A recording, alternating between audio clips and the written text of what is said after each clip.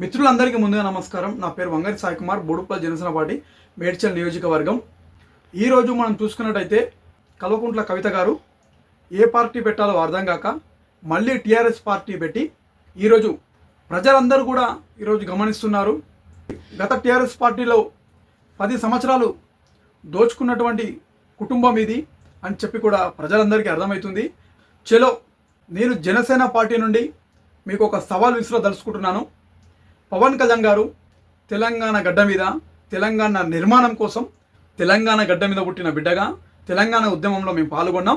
మా పైన లాఠీ చార్జీలు అయినాయి. పవన్ కళ్యాణ్ గారు ఈరోజు జనసేన పార్టీ అధ్యక్షులు, ఆంధ్రప్రదేశ్ ఉప ముఖ్యమంత్రి వర్యులు పవన్ కళ్యాణ్ గారు పెట్టినటువంటి పార్టీ జనసేన పార్టీ. ఆ పార్టీలో నీతి నిజాయితీ పరుడు పవన్ కళ్యాణ్ గారు. కాబట్టి కరప్సీ అనేది లేకుండా ఓటుకు నోటు అనేది ఉండొద్దని చెప్పి సమాజాన్ని ప్రజలందరిలో మార్పు రావాలి దిశగా పవన్ కళ్యాణ్ గారు ఈరోజు అడుగులు ముందుకేస్తుంది. కాబట్టి ఇంత గొప్ప నాయకుడెంబడి మేమందరం కూడా అడుగు వేయాలని చెప్పి కూడా తెలంగాణ రాష్ట్రం నుండి జనసేన పార్టీలో మేమందరం కూడా ఈరోజు పనిచేస్తున్నాం. కాబట్టి బరాబర్ గ్రేటర్ హైదరాబాద్ ఎలక్షన్లో పోటీ చేస్తున్నాము. ఎన్ని డివిజన్లు ఉంటే అన్ని డివిజన్లలో పోటీ చేస్తున్నాము. బరాబర్ మేయర్ కొట్టబోతున్నామని కూడా తెలంగాణ జనసేన పార్టీ తరఫున మీకు తెలియజేసుకుంటున్నాను. కుంభస్థలాన్ని కూడా బద్దలు కొట్టబోతున్నాం. పవన్ కళ్యాణ్ గారు మచ్చలేనటువంటి నాయకుడు. మీరు టీఆర్ఎస్ పార్టీ అని పెట్టి ప్రజలకి ఏ మెసేజ్ ఇద్దామనుకుంటున్నారో కూడా ఒకసారి చెప్పాల్సిన అవసరం ఉంది.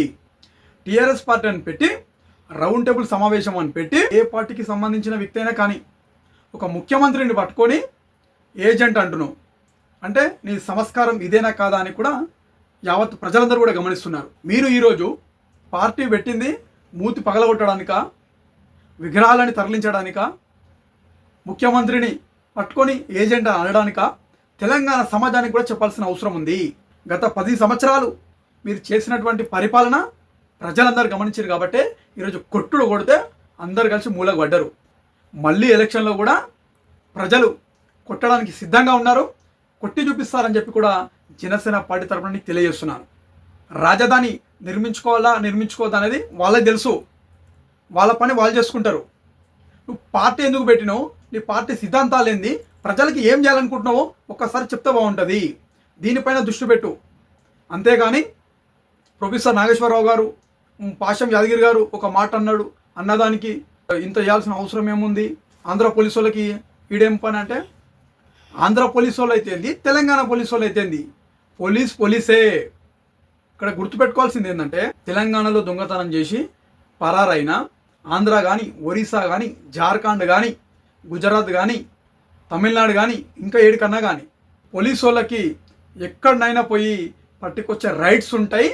ఆ సబ్జెక్ట్ ఏముందో ఆ సబ్జెక్ట్ పైన పట్టుకొచ్చే రైట్స్ ఉంటాయి. కాబట్టి ఆంధ్ర కానీ తెలంగాణ అయినా పోలీసే. వాళ్ళ పని వాళ్ళు చేసుకుంటారు. వాళ్ళ గురించి కొద్దిగా తక్కువ మాట్లాడితేనే బాగుంటుంది అని చెప్పి కూడా మరొకసారి తెలియజేసుకుంటున్నాను. ఈరోజు లిక్కర్ స్కామ్లో దొరికి తిహార్ జైలుకు పోయి నువ్వు కూడా ఈరోజు పవన్ కళ్యాణ్ గారి గురించి మాట్లాడుతున్నావు అంటే తెలంగాణ సమాజం అంతా కూడా ఈరోజు సిగ్గుపడుతుంది. నువ్వు మాట్లాడిన వీడియో ఏదైతే ఉందో పవన్ కళ్యాణ్ గారి గురించి, ఆ వీడియో కింద కామెంట్లో చదువు. అక్క నువ్వు తిహార్ జైల్లో పోయి ఏమేం చేసి వచ్చినావు అక్క అని కామెంట్లు కొడుతురు. దాని కింద అక్క నువ్వు జైలుకు పోయి కూడా పవన్ కళ్యాణ్ గారి గురించి మాట్లాడడం ఎంతవరకు కరెక్ట్ అక్క అని ఇంకొకరు కొడుతురు. అక్క ఫస్ట్ మీ కుటుంబ సభ్యుల సమస్యలేందో తేల్చుకో, తర్వాత ప్రజల్లోకి వస్తే బాగుంటుంది అక్క అని చెప్పి ఇంకొకటి కొడుతుడు.